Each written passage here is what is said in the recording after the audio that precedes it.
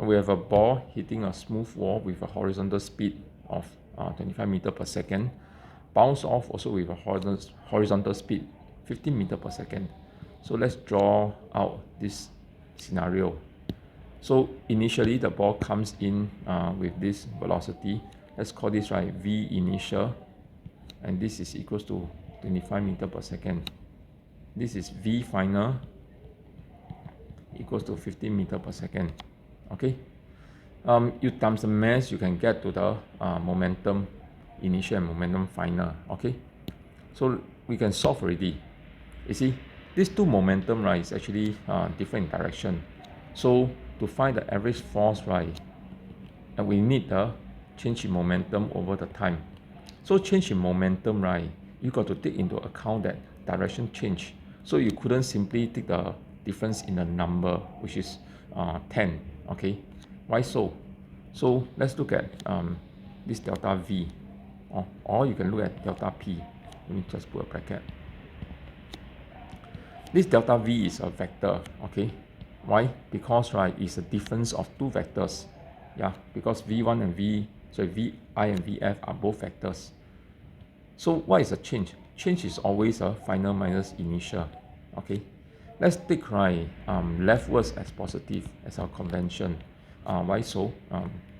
Nothing in particular, because I would like to consider the direction of the final velocity as positive.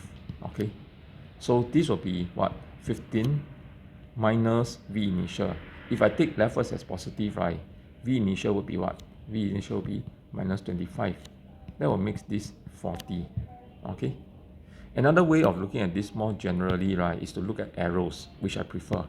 So delta V, is equals to V final minus V initial. So V final is which arrow? Is this arrow. Okay.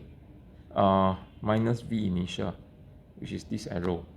So we don't do vector subtraction. Instead, we do vector addition. So is this arrow plus the negative of this arrow. Okay, which is flipping this arrow around. So we have this arrow plus this arrow, and that gives us this arrow. This method, could be done even for non-linear, non-collinear vectors. Okay, so thereby, using this method, you could see the direction of the change. Okay, yeah, the change of the quantity, what is the direction, by constructing the vector triangle. So this method is preferred, for more complicated cases. Back to this question. So with that, we'll have the change in momentum as 0.3 times 40 divided by the time, which is 0.015. Okay, and that will give us how much is that? I think it's 800 Newton.